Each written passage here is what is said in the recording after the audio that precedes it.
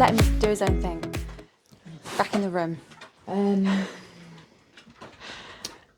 It's really late. It's really late. And Theo is Libby's crunching, but he's just slower. He's rabbier than Arlo is. yeah. Libby's in her pajamas. They're not pajamas. It's a lounge wear. Okay. But anyway, Dog's thinking. What are dogs thinking? That they want to maul. They want more children that Yes. are toy shaped. Yes. Toy shaped children. Yeah, thinking is the operative word here. Hopefully that reference Lands with some people. Yeah, so we've watched this full assessment.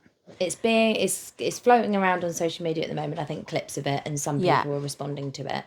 We actually watched the full hour and a half long assessment a few weeks ago, and we even watched it we had to sit through it twice because we watched it individually, and then we had to watch it with our mentorship student, Ellie, because we were like, we just have to get you to watch this. It's so awful. You can see what you think, and we can kind of pick it apart together. We can post it in the I think we will post the link because I think it's good for people to see and obviously make their own minds up, but we were quite horrified, to be honest. Particularly if you love bull breeds, which probably if you're listening to this podcast you will. But yeah, essentially it's a shelter, because obviously it's in America.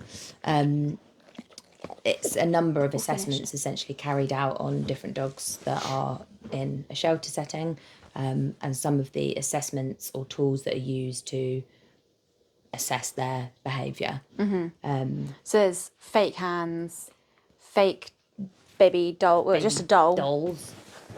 Fake children. Fake dogs. Which, although we have posted an artificial dog test. Yeah, and we will occasionally use it as part of a much wider assessment.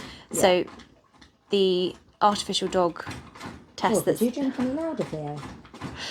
We have received some feedback that some of the audio, dog-related audio, is not great. Sorry, guys. We're always surrounded by dogs. And they're well looked after, so they're always eating or drinking. But they're also quite distracting, aren't they? Hair in your well, that's why I was trying to blow off his nose earlier. But he thought you were trying to I thought I was trying to play with him. Yeah. Which I didn't. Anyway. And then he savaged you, and he has no bite inhibition, and he doesn't know how to stop, or he's no off switch. And no, none. Yeah. Imagine if he escaped my house. Yeah. And mauled a child. Yeah. And then he got seized. Yeah. And then he got put into a shelter. And then the behaviourist's dog escaped her home address. Yeah. And got seized and put in the same shelter and was placed in the kennel next to him. Her dog would be at risk. Really bad. He could escape and maul her dog. Yeah. That she lost control of, and Yeah. All because I blew on his nose. How terrible. Anyway, so we watched the whole thing, and the artificial dog test is the part of it that's important for me is like it's the distance and the run up. Yeah. So ours are always surprise scenarios. Yeah, because you're looking for that tiny little snapshot of what the dog does when they think it's a dog, not once they actually get to the stuffed dog. Yeah. It's that little bit, and it's just part of the identifying, like the motivation or their emotion behind some dog reactivity, particularly if we don't on that particular day have access to a solid stooge dog that doesn't mind being had a go at. Yeah. So we use the artificial dog test as like as part of a wider assessment, and we usually do it after an assessment with a real dog as well. So like at a distance. distance. We'll have one of our dogs out at a distance, like assess their behaviour around them. Our dogs would not be fair on at the moment. Our dogs would not be fair on other dogs to use them up close as part of an assessment. Yeah, not for an actual like direct interaction with the strange dog that they're meeting for the first time. It's going to have a pop at them. Like no. You've got to have a really solid sound dog for that. I mean, Theo might be all right for it, but to be fair, Theo is probably his dog social skills are really decent. Good. Yeah. I mean, even Rufio that we went to see today, that we just did a follow-up, that did a residential with us. Yeah. He's just got quite like a natural, like kind of untrained, but natural affinity, I would say, with other dogs. Yeah. Where he responds really appropriately. And Ellie's dog, like Ellie, our mentorship student, her dog Pippa, is a really good stooge, but she is super, super, super submissive, which we've actually have found weird some dogs out. So, yeah, obviously depends on the dog that we've got in for assessment and the dogs that we've got available to use. But Pippa just turns into a worm. She does turn into a little wiggly worm, which can put some dogs at ease, but yeah, not all. No. So yeah, we'll usually do that, and then we will do like a surprise artificial, like stuffy dog basically test where the dog is just suddenly there and our dog comes out from behind a barrier, and it's that, just like you said, it's that very, very short like snapshot where they think it's a real dog. Mm-hmm. Obviously they realise fairly quickly that it's not. Yeah. And I would say that I've used, because obviously I do expert assessments, so I do legal assessments, although hopefully won't be for a little bit. I need a break. Mm-hmm. And obviously you can't use a real dog in those scenarios, so the done thing is using an artificial dog. And I have generally, on like, I'd say 90% of cases where I have a history of the dog and I do a stuffy test, you found it to be a reliable indicator of how the dog actually would be. Yeah. So like I had a dog that had killed another dog, and from the whole picture of the dog, from my assessment, the history that I'd taken, is that the stalking one? Yeah, the understanding of what happened, the stuffy test was clear predation from the second that it thought it saw another dog. Yeah. And it had killed another dog in what seemed to be like a predatory way. Yeah. So I've seen it on both ends of the spectrum, like really nice, polite, stuffy tests, and not so great stuffy tests. But even if it's a bad one, I'm not taking that as gospel, like this dog is bad with other dogs and should be euthanized or is untrainable around other dogs. I'm just using it as part of a wider picture within my assessment. So it's not. So we do use artificial dogs. However, I wouldn't use fake hand ever. I do resource guarding tests. So I mean, I do all the tests that they're doing as part of the behaviour assessment you're carrying out for dogs that have been seized. Yeah. But not in the way that they do them.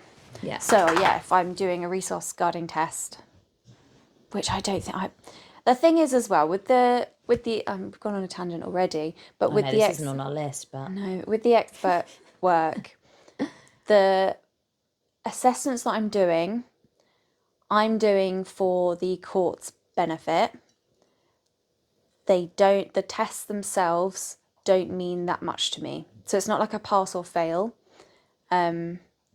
It's as part of a wider picture. So if I know in the home that the dog has resource guarded, I wouldn't do a resource guarding test to try and trick the dog into biting me during an assessment. I would just cover that as part of my report and the mitigations that I put in place. If I have a dog that, I don't know, you can cover things in the report that you don't necessarily have to cover within the assessment, but also if things go like not ideal in the assessment, then you can also cover that as part of your report. So it's not a pass or fail. Yeah. But yeah, the assessments, the actual tests that we do, for me, don't bear as much weight as looking at the whole picture. The home environment that the dog is going back into is really important.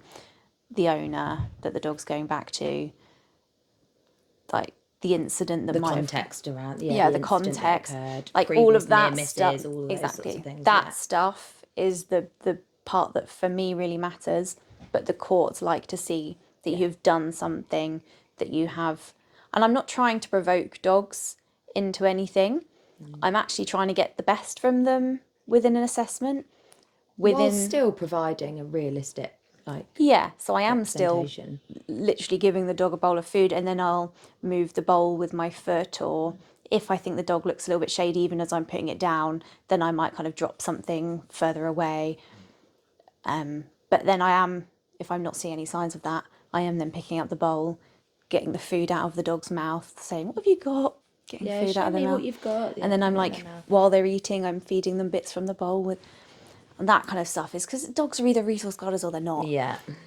So that looks quite good as part of an assessment. Yeah. To be able to be like, look, I could literally get food I out of just this stuck dog's. my hand in this dog's mouth. I've never met him before. Yeah, never met him Really before, and I out can his mouth. take food out of his mouth. Is this dog really which dangerous? is like horrifying, I think, Yeah. when you watch it as somebody that doesn't know what they're doing. I used to find the resource guarding test like the hardest one to stomach watching. Yeah. And I'd be like, I don't even know if I could do that. That just seems insane. It goes against everything that you possibly would ever want to do with a dog. But even like, you know, some dogs more so with the toys though than the food, like, you know, the ball. Yeah. And like pulling it out of I'll their just mouth. take it out. Yeah, take that out of their mouths. But you'd read the dog at the time. You're not going to push them beyond what you think that they can cope with. However, if there was a reason that I had to stop doing a specific part of the test, I would just explain that in my report. Good boys. Arlo and Theo just having a chat. You're a sweet boy.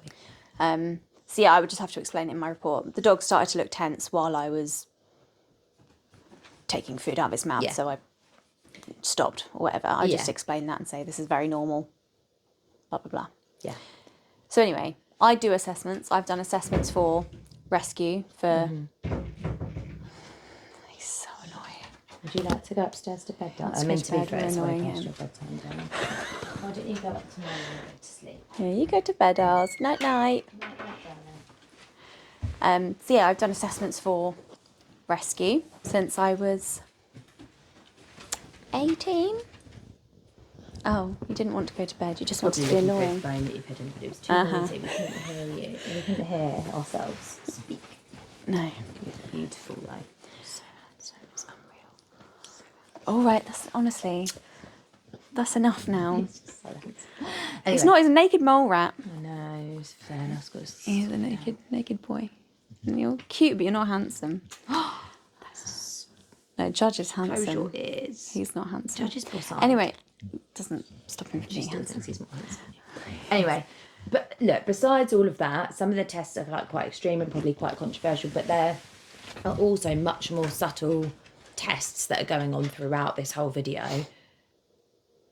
Like standing against staring. the wall and staring at the dog. Yeah, and then being like, this dog shows zero sociability. Or just as soon as they get up to the kennel, just standing and staring at the dog. Say nothing. Bear in mind, this dog's desperate to obviously come out of its kennel, poor thing. Yeah. They're just literally standing there, lead in hand, just standing there like... Which I can't remember exactly what that's supposed to show. I don't know. We're probably going to just end up doing snippets of it with a breakdown of each thing. Yeah. And I'll be using it. And to be honest, like, the person that's posted this video, we have actually called out on an Instagram reel before, but I don't think we've actually ever called out anybody else ever on any of our social media for anything. So we're not that good. It takes quite a lot for us to get angry about something, and I would be lying if I said I wasn't angry. Yeah. And it kept me awake at night. Bethany sent me the freaking link at 10 o'clock. Bear in mind, I normally go to bed at 9. I don't know why I was still awake, but it popped up on my phone. I was reading my Kindle in bed. Yeah. I was like, oh, for God's sake.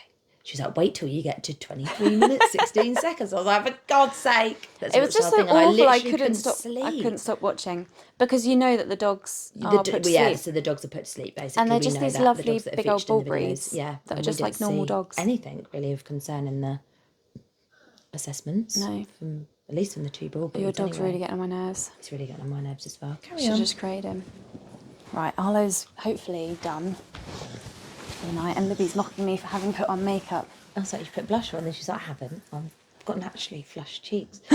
I've done a bit of contour, so you've put blusher or bronzer on then. I put a little bit of bronzer. There we go. You look pretty. Thank you. I noticed as soon as you walked through the door. No, what you and went, whatever you've done for your hair growth, we need on. to give up. I know she put makeup on, so I don't want to put you curled her eyelashes. I did curl my eyelashes, and that's all you're getting. But yeah, whatever you've done for your hair growth. It's actually called shampoo. We need to give it to Arlo because he apparently needs melatonin. He's got this bloody colour dilution alopecia. Don't get a blue. A little blue naked mole rat. Anyway, right. So we will do a proper breakdown because we're kind of... I know we're kind of being... talking and co-was being a bit vague, but basically it's Thinking Canine. We'll post the... With Sue Sternberg. And we'll post the link to the full assessment. And you can watch it. But the reason we started talking about that is because there's also been stuff like surfacing that from the child test. Yeah, in recent few days. Yeah. she's obviously standing strong on her point of view. Other people are coming out and disputing her point of view. And I don't know whether some of that is just off the snippets that she's shared, because she's sharing some of the snippets of the behavioural assessments to social media. She obviously stands by them, but we've obviously watched the whole unedited thing. So which is the part that we're talking about is specifically she uses a doll, and she's kind of whipping around with this dolly. Yeah. While the dog's behind a fence, and it's just kind of like bouncing up and down the fence, and then they let the dog through, and she goes like, no, and holds the dolly and is like moving it away really fast, like, don't get my dolly.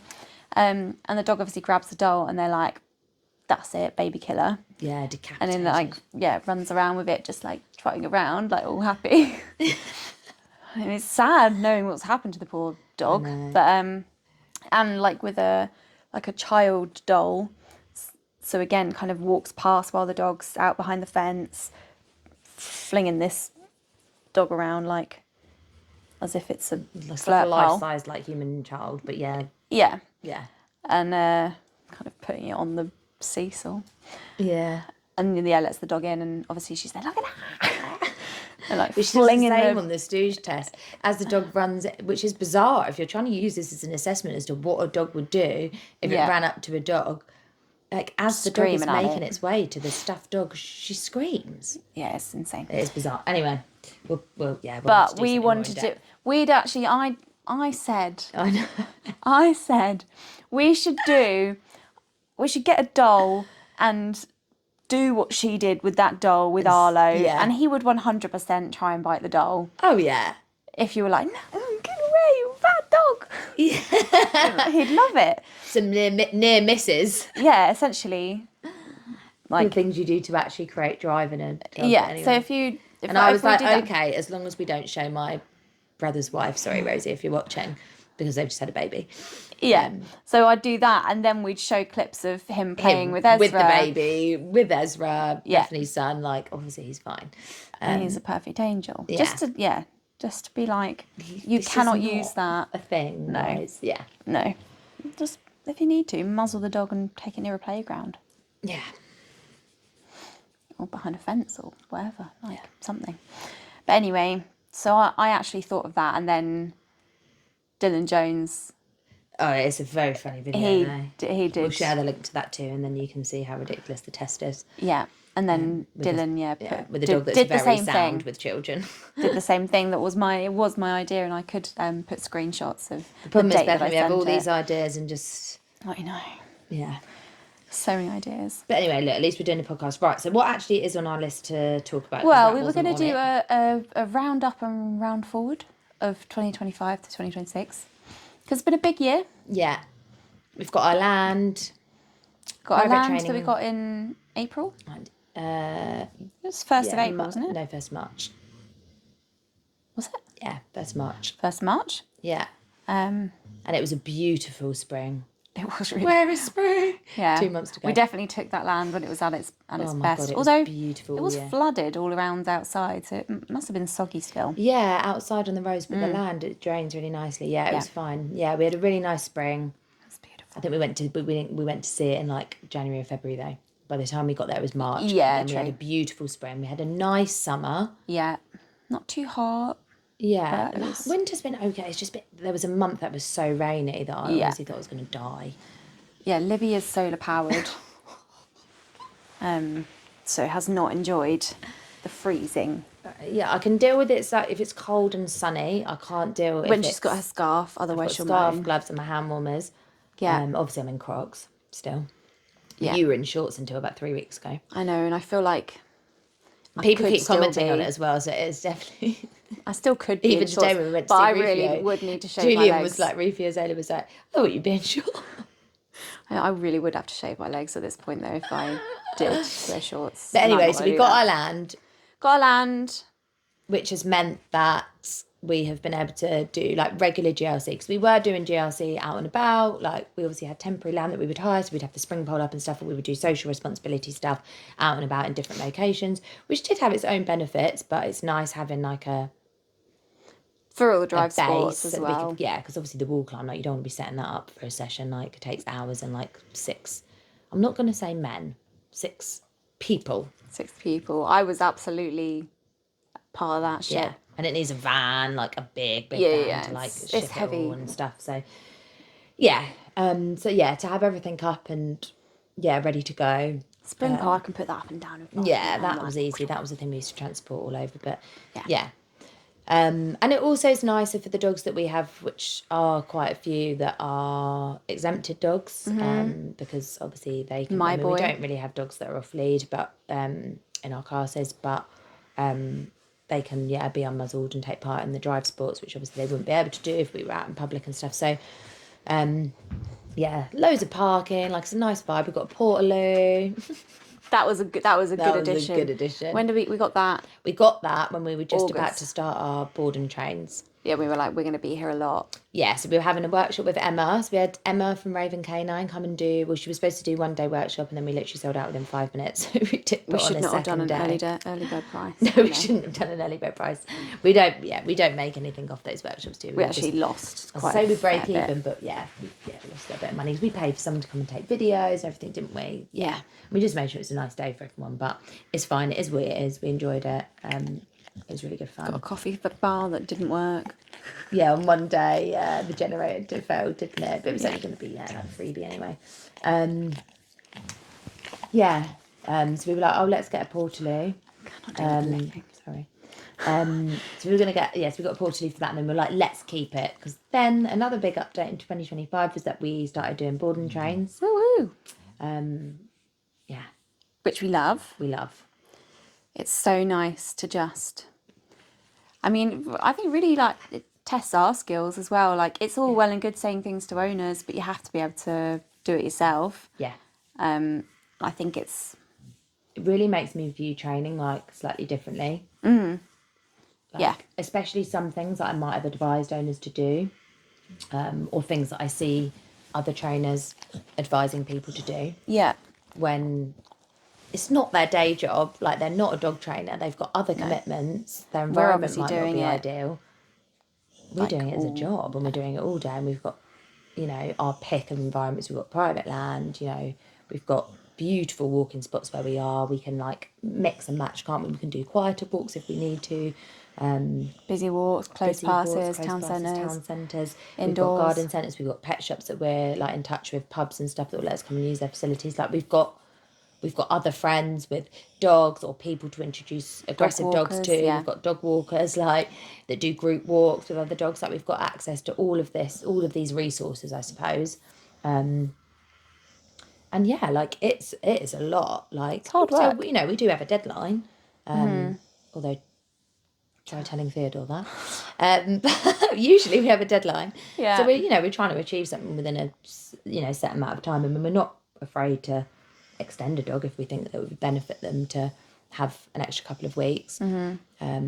Like Pongo, for example, like he definitely should have been a 6-week guy. We don't really do anything less than 6 weeks now. No. But we had Pongo for 4 weeks, and he was supposed to be like basic pet obedience, and he was like minus. He was just in the minus. He was just so wired, highly strung, Dalmatian. No emotional regulation at all. Would just spend his whole time screaming. It was like he'd never really learned how to learn. Yeah. And he'd had some sort of like stunted like development, I think, from not with his current owner, but his current owner rescued him. So I think he spent most of his first year or so in a crate because the owners couldn't cope with him. And if I'm being completely honest, thank God they gave him up, because he's a lot of dog. Yeah, if they couldn't cope with him at that age. And I will just say it is a good job that he has got a nice temperament. Yeah. Because that dog with a... Yeah, if he had an ounce of aggression in him, it would just be a nightmare. Yeah. But he was a nice boy. He was a nice boy. He just needed a lot of input, and he was a lot of dog. Yeah. We love him though. We love him so much. Got him coming back for 2 weeks. So yeah, we have got him coming back for 2 weeks. I mean, I say top up in January. I mean, it isn't actually essential because his owner's done really well putting everything we've advised into practice. It's just he's going away and wants us to He's look going after away on him. holiday, and he wants us to look after him got the rather money. than sending him. He's got the money, so rather than sending him to Nanny Shirley, Who gets him fat. and lets him do whatever he wants, sending him to us. So we're looking forward to doing. But the cool thing is now we're working on like more fun stuff. He wants like a down at a distance, like an instant down at a distance. And what was the other thing he said? More like control, like place training or whatever, control around people when people come in, just like to be able to visitors, just to be able to send them away if he needs to. Yeah. And I think we'll work on his heel. Yeah, because he is a bit of a forger, isn't he? Yeah. But he was the guy that was like. Do you remember when we put stories up in the kennel manager? Yeah, they were like, he's the worst puller I've ever experienced in 20 years. He was extreme. He just fought the lead. Like his walks were just fighting the lead. So we got him off lead quicker than we would normally because we thought it was the route to try and then resolve everything else, which it because even on the drop long line, he just wasn't happy about it. Yeah. So yeah, he really followed his nose. But yeah, he wasn't happy with like an intermediate. Like it was almost like he was happy either being on the lead, like a short lead, or off. Yeah, that middle ground of like being on a flexi just didn't really vibe be like, for him. Steady every 2 seconds because he's a big dog. So he'd take like literally 2 big like leaps, like strides, and he'd be at the end of an 8-meter flexi. Yeah, and he wasn't really safe on anything longer than that because he's a big boy. He's a big boy.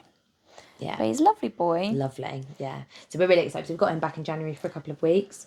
What other board and trains have we had this year? We had Denzel, who came to us in June, July. Sometime. Also 4 weeks. Yeah. We really challenged ourselves over the summer. Both. He was a good boy. Denzel, they were on the cusp of rehoming. Yeah. So kind of got this like emergency call from someone who'd been recommended us because I knew a dog walker and they'd gone to the dog walker and whatever. Yeah, it's not often that we get like an actual phone call. No, just like random. It's normally like people fill out our contact form or they've seen everything on our website. So she like called and she was like, "You need to take this dog because tomorrow because my parents are going to rehome him and he's a lovely boy. He's only a young dog, but adolescent, mastiff. He was 7 months old at that point, 8 months when he came to us. Yeah, lab cross bull mastiff. Yeah, and he was just his recall was non-existent. He would they would wave steak and he would just walk him away. Yeah, he'd run up to every dog he ever saw. Just no obedience whatsoever. Jumped at people. Yeah, but like persistent, he was. And the female owner but the female owner wasn't very well, so she couldn't. She was frail, so she really couldn't have this big lad like jumping at her. And I got a call from him at like 9 o'clock. We've had 2 calls, haven't we, in the last 2 weeks? Yeah, one was 6 months later. One was just like, and you always kind of go, why are they calling? Hello, like random, like, hello, okay? Is everything all right? Is Denzel okay? You're expecting them to be like, oh, he's just done this thing, what do I do? But actually he was just like, I just want to call and let you know that he's just such a good boy. Like, what have you done to my dog? I get compliments in the park. People have been asking how he's so well behaved. Yeah, I'm like, of course you can. Should have given you some cards. Should have given cards. Pete. Pete. And then the other day, he called me and was just like, I just want you to he keeps getting lots of compliments. He also gets lots of compliments for his shiny coat. Why do you think that is? I'm like, I don't know. Probably because we told you to put him on this food. He's now on good food. So yeah, he gets lots of compliments. Pongo again was on the cusp of being rehomed.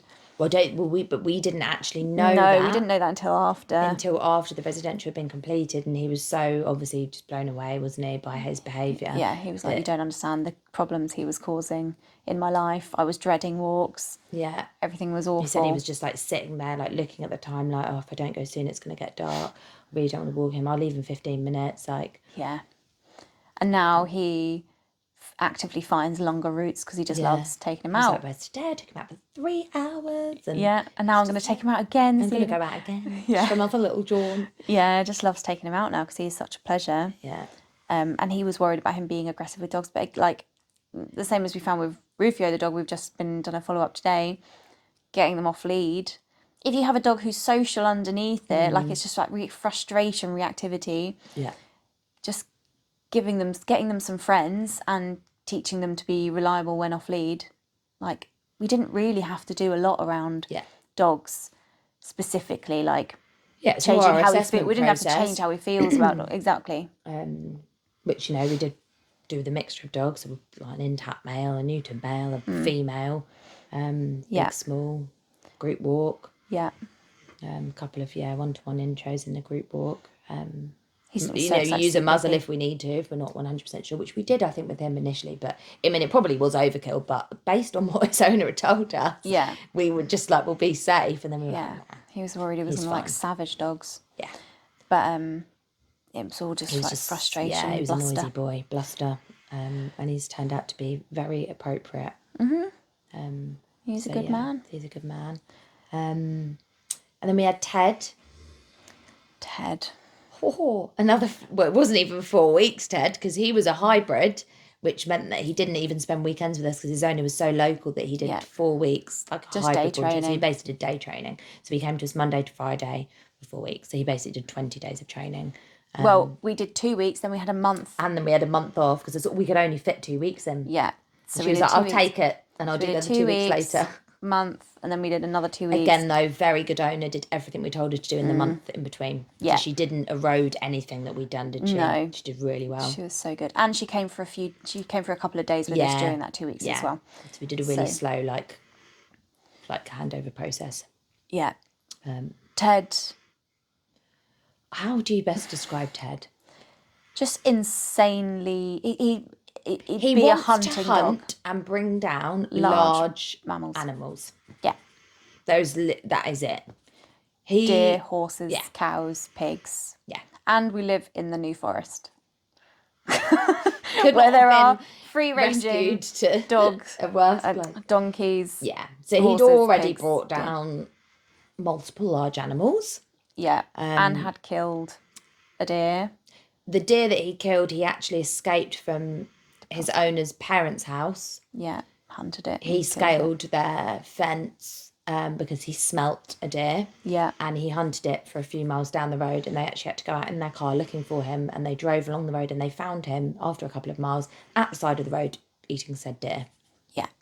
So yeah, he was a serious guy. He was a serious guy. Was not bluster. No, was not bluster. Silent. Also silent. Absolutely silent. Proper predator. He'd not be barking an at insane things. hunting dog. Like, if he were in South Africa, he'd be killing boars left, the pig right, that centre. he brought down, he was on a short lead. Yeah. On a run with his owner. Yeah.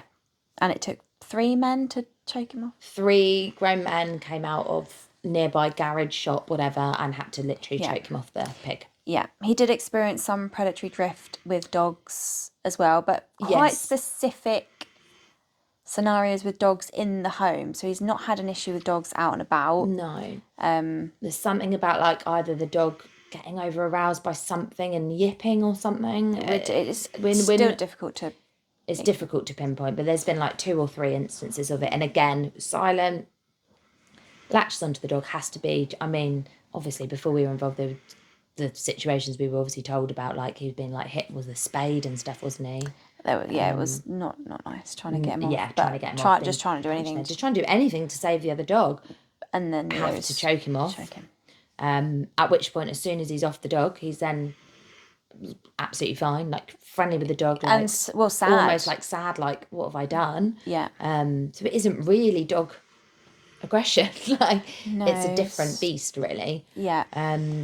So, I mean, there is no, if we're honest, there's no real resolving that in terms of safety with other dogs.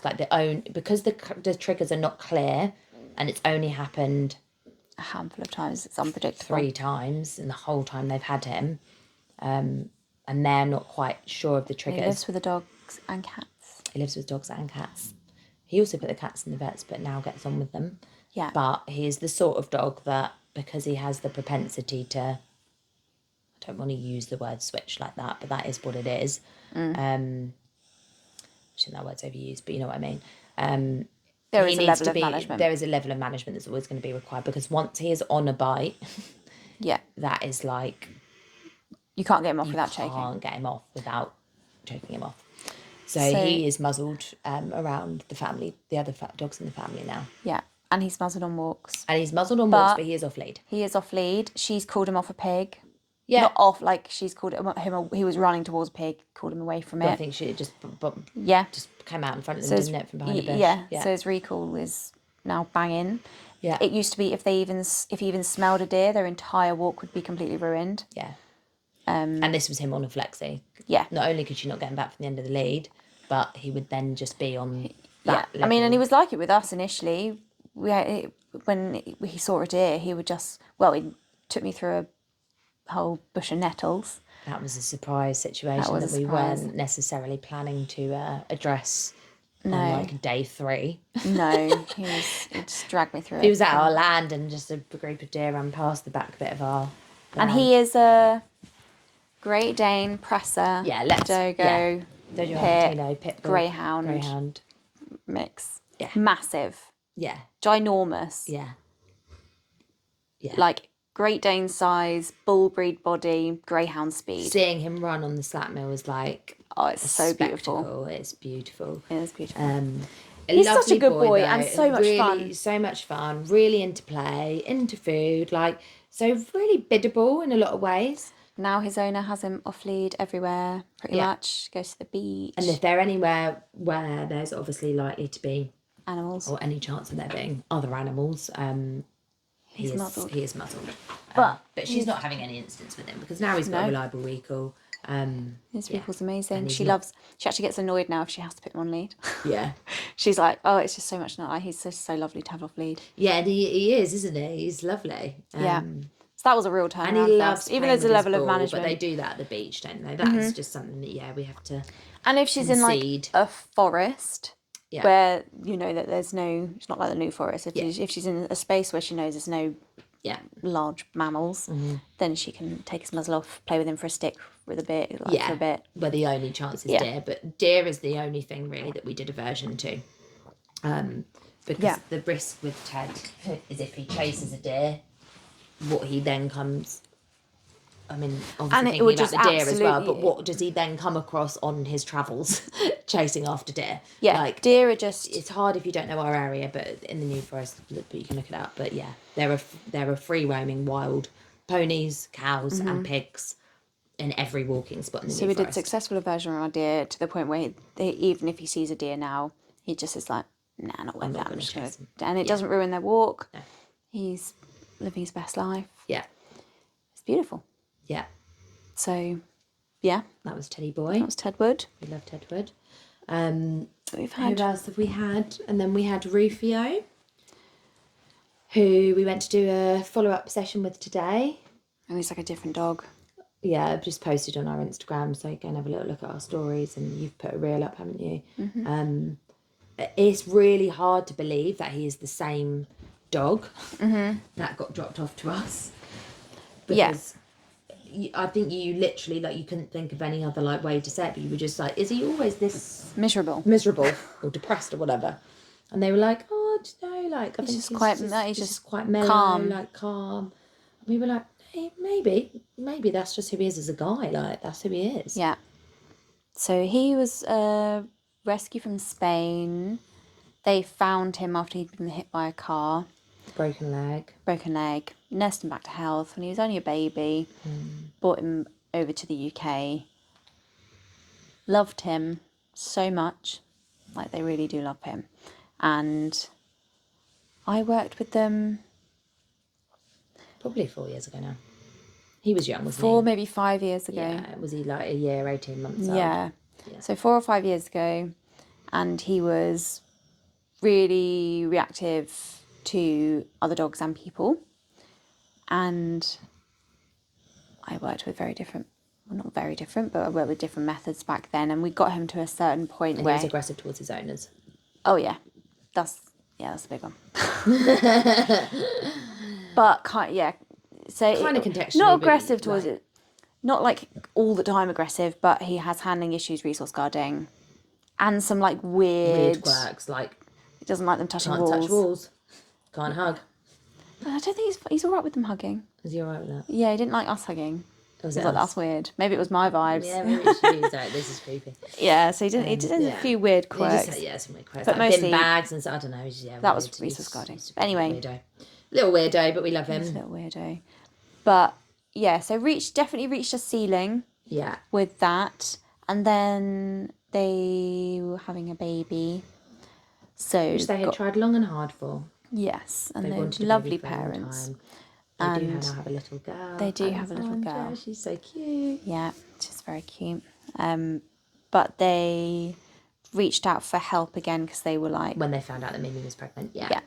So he is not a dog that I would consider safe to be around children because of his unpredictable... Yeah. Kind of predictably unpredictable aggression over random things and handling, and he gets suspicious. So we took him for a board and train on the premise that it would be based on fulfilling him outside in such a way that actually inside the home he could be managed and separated. He could be managed and separated, obviously, from the baby, which obviously lots of homes are doing up and down the country. But there is still he is still possibly looking for a new home. But I don't actually know if push came to shove if they actually will, because they just love him really well. But ultimately, that risk, I guess the point is that risk will always remain. Yeah. That he does have a bite history. Yeah. His triggers, whilst predictable, are weird. Yeah. And it's possible that we don't know all of his triggers, because who would have thought that touching a wall would make your dog want to bite you? Like, it's random. So a baby or a young toddler could do any manner of weird things. So that was not... Yeah. Management is great. But I guess, I don't want to say always fails, but... Well, there's risks involved in managing. Yeah. So, we discussed at the time rehoming prior to taking him on a board and train, because it's being realistic. Mm-hmm. I don't think he's a dog necessarily that will be safe to be directly interacting with a child. If they are willing to manage it, and they are shit hot on there. Yeah, they're very good. They'll do anything, really. Mm-hmm. But we discussed rehoming, we discussed behavioural euthanasia. Because rehoming wasn't possible. Because he's a nondescript overseas rescue with a bite history and some problematic behaviours that would still have to be managed in a home. Yeah. Not many people are knocking down the lining up for dogs like that. Who basically he just would love to, like loads of dogs would love to just live on a farm. Yeah, and these aren't nips. These are serious bites. Yeah. Yeah. So that was where we started, but we gave them those options to go away and think about, didn't we? Yeah, but they wanted to do board and train, and he is just a different dog now. Yeah. Still needs to be managed around child, but he's been back there, has been absolutely fine. Yeah. They keep him separated. Has he been back for about 6 weeks now? Yeah? Yeah. 6 weeks to a month, don't know. Yeah. Yeah, I think we went there, end of November. Yeah, probably about 5 weeks now. I just literally just like looking at a different dog. Yeah, he's like so zooming, joyful. He's joyful, he's happy. He loves socialising with other dogs now. Really nice skills. He's not like desperate and frustrated, wanting to get over to other dogs. Can disengage, can walk past other, like we can heel him past other dogs. You can call him, say this way, and he'll come this way. Like, he's just very socially appropriate. Yeah. When off the lead. So we worked on... He was petted by 2 random men today on his walk. He was reactive to people. They avoid people, dogs. And he's just... thing? No. I think he was all like, today he was like, I would have avoided this because of all the bites. But I think because he was so like kind of unpredictably reactive. Yeah. I think they just got to the point where they were just like, he will react at a jogger. Like, he will react to it, he'll react to everything. They were just avoidant and worried about it was so busy today. Even I was a bit like, Jesus Christ. It was really busy. Get me back to the country. Yeah, all the traffic getting into London. So busy. But Rufio was just like, he was such a cool dog to work with. He's so clever. Yeah. And like a human. Like, I think, like, I think he genuinely knows that we trust him being off lead. Like, that trust of him being like, thank you for trusting me to be off lead. I will treat this freedom with the respect it deserves. Like, I know I'm anthropomorphizing slightly, but I really do think for him, like, there's just something so primal about him. Yeah, that just being micromanaged and like everything was a everything negotiation. Everything was bribery, and he knew it. Like, he's just too stupid. clever. He's so clever. Ollie, you just really want me to go, don't you? You just so you fell can go asleep sleep down there on the floor, Danny. Yeah. Come up here. You come to sleep. You come snuggle. Come up here. Anyways, he looks half asleep. You look dead. I know, he's just looking at me like, can you just go now so I can go to bed? Yeah. Sorry, mate. I want to go to bed too, but our fans. No, we've just got to keep cracking on. Yeah. So yeah, Rufio did really, really well. He's super smart. He's really, really smart. And he was food motivated, but in a weird way, because food had been used to trick him so much. Like, this is going to be a separate podcast that we've been wanting to do for a while, of like essentially the fallout of food. Yeah. Rufio was just a prime example of reward based training going slightly pear shaped. And food being a crutch for everything, and him feeling like it was just coercing him into lots of things. Yeah. But actually, he was either generally happy to do anyway. Yeah. Or wasn't. But then food just then made him feel like, but now you're just trying. It's like cheap. Yeah. Bribery. Yeah. Which just didn't really made him speak suspicious. It just didn't really speak to who he was as a person. Like, no, he's not that guy. No, he's not that guy. He's really not that guy. Like, he's a negative reinforcement guy. Yeah. Essentially. Like, he's very primal in nature. And he just wants to know the rules. He wants to know where he stands. Like, and it makes him so much happier.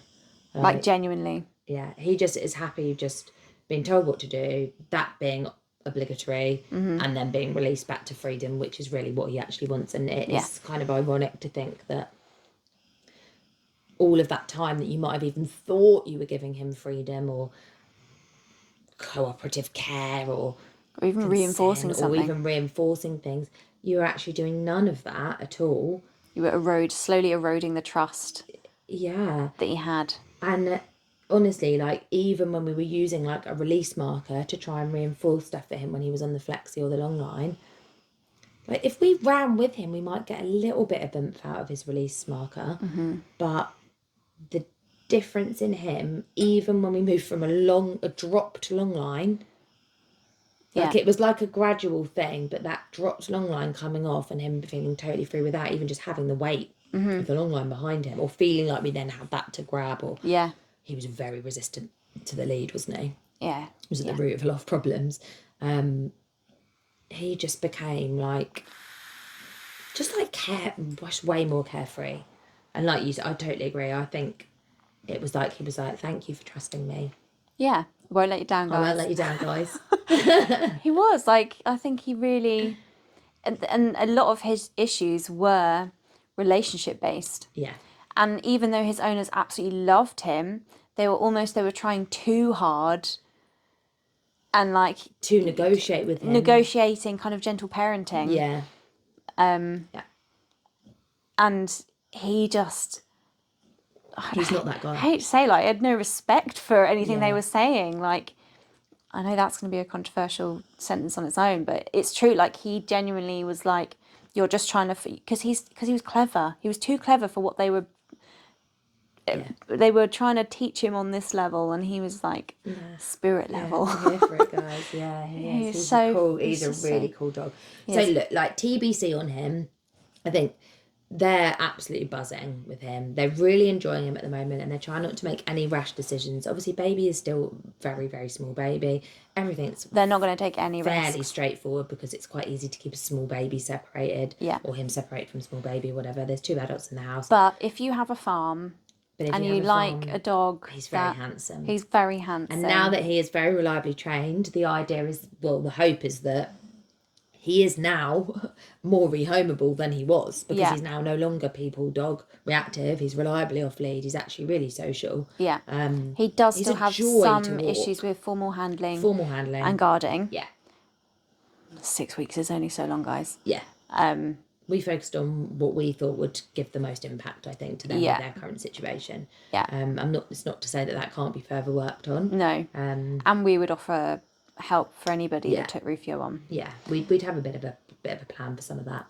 And he probably could. He could live with. I think he could live with dogs. He'd have to be separated for. He would honestly be happy living outside, though. Yeah, if you've got a kennel, spare kennel, the Rufio could just chill in. Or even just a barn, empty barn. A barn, and give him some, and he gets time to roam. Hay, doesn't he? He loves straw and hay. But honestly, he is a joy to walk. He's very affectionate.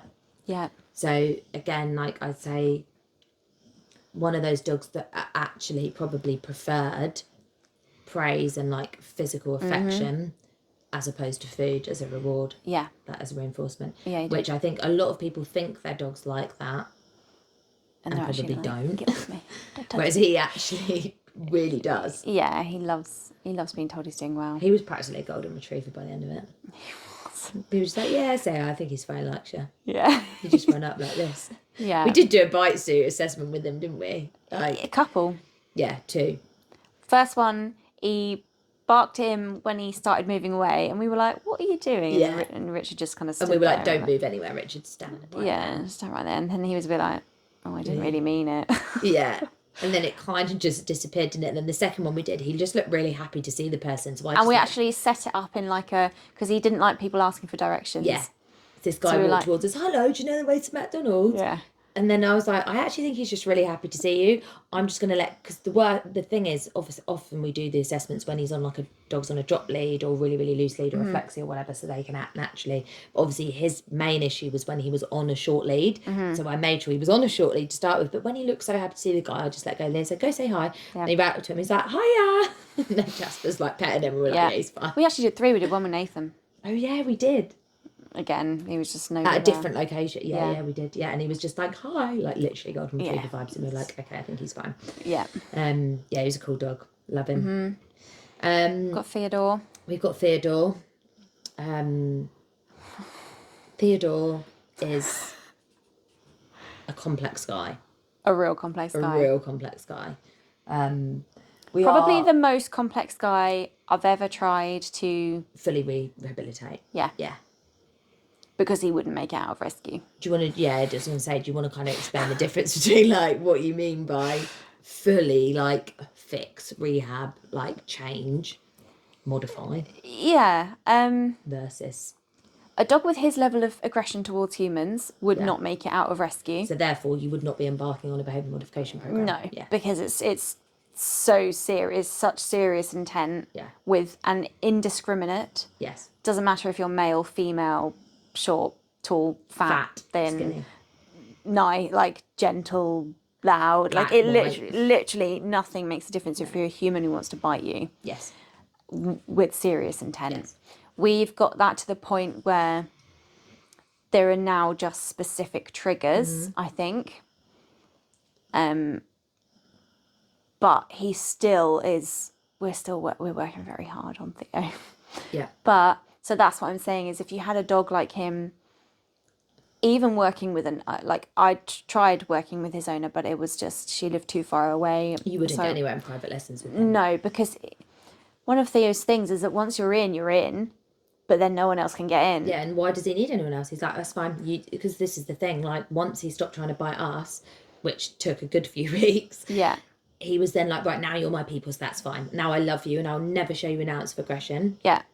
However, why would I now need anyone else? Like, would sleep in bed next to him. Yeah, I literally like kiss him, let him lick my face. Yeah. Like always just snogging him. Just, like he'll you be could do chewing anything. like a raw bone. And he just like has it on your lap and you can like pet him. Yeah, there is he's just not an ounce of aggression once you're in. Yeah. But getting in is tough. And once you're in, he's like, right, the gates have now closed. Don't need anyone else. Yeah. Got you two. Yeah. It's so, that vibe. Yeah. So private lessons were just a bit of a no-go. He didn't need anyone. His owner was there. And that's, as far as he's concerned, that's all I need. Yeah. Oh, look at him. He's snoring and dreaming about all the people he's bitten. So he doesn't actually have an actual bite history because he is muzzled. Very well managed. And very well managed. But, like, his owner doesn't have a garden, so he has to go out for walks multiple times a day. Yeah. So he can't avoid people. And she doesn't live in the middle of nowhere. No, it's pretty quiet. Yeah, it's not like a really busy place. Not in No, city, it's pretty quiet, and she does drive, so, like, he can be managed. But he hasn't even made friends with her mum that he's known for years. Yeah. So he's he's a tricky guy. He is a tricky guy. He's also just really... Sorry, what were you going to say? No, you carry on. I was just going to say he's also really... like, low drive. Yeah. Low fun. Low fun. It's very serious. He's just very serious, full stop. It's not... Yes, the aggression is serious, but he's also a serious guy. Yeah, there's not a lot of lightness. There's not much lightness, like carefree, relaxed, like happy-go-lucky. There's no happy-go-lucky. Like, you see snippets of it. Snippets when he first sees us. Yeah. Or if one of us arrives and the other one has him out. Yeah. When he comes to yours. Yeah, he likes the sofa. He loves the sofa, loves a cuddle. He'll play with, like, a bone. Yeah. We've worked really hard to get play from him, which we have managed. Yeah. Make it sound like such a chore. It has been really hard work. It has been really hard work because it's quite it's like demoralising. Like you're like flogging a dead flogging a dead horse sometimes, and you're just like, yeah, how long do I keep trying? And also, how important is this to his overall behaviour? Because there's only so many hours in the day. Yeah. And what do we focus on and what do we prioritise? Like, is this just not a goer? Like, if because also he's going to be muzzled outside all of the time anyway, so he's not going to be able to like fully play with people. But it is important for his. We do feel like it is because there is just something in him that stops himself letting go or enjoying something. And we think that is so indicative of like his overall issue. Yeah, because he loves he loves people. He loves fuss. He loves a cuddle. He just doesn't like strangers being the one to do it. And he doesn't like any pressure. But even from us.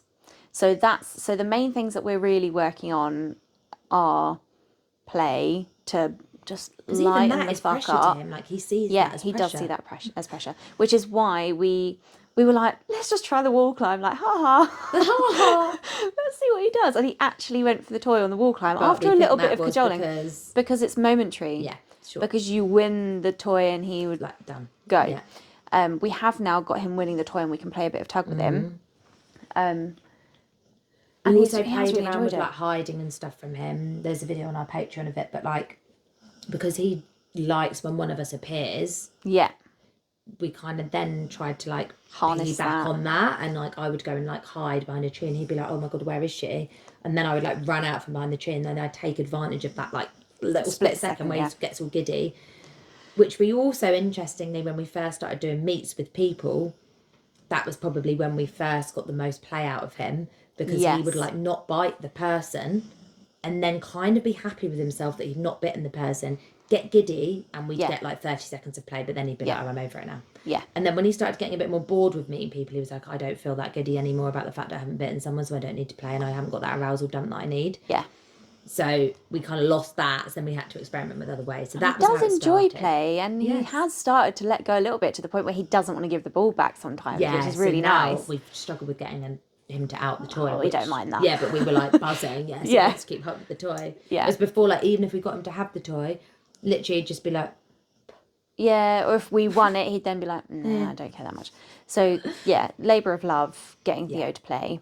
But we think it's really important. We do think it's really important, and getting him not being annoyed every time we ask him to do something, because that pressure of just being asked to do something, and he is a dog who is going to need banging obedience to get through life.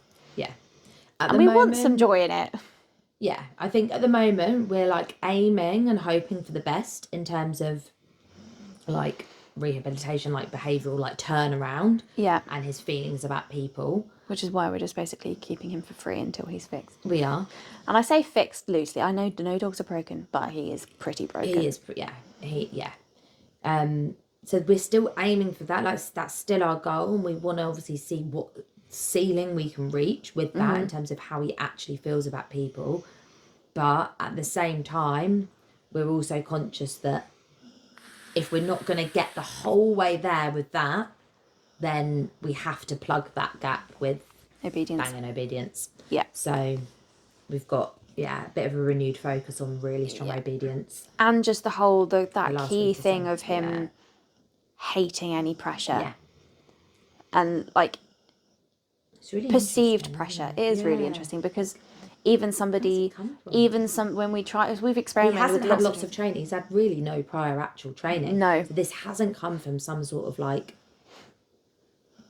bad training that he's had, like where he felt like squished. No. It's really but the things that he perceives as pressure are not even actual pressure necessarily. Even so, we've tried things like us giving him food around a stranger, or the stranger chucking food far away from him, like a bit of treat or treat stuff. Yeah.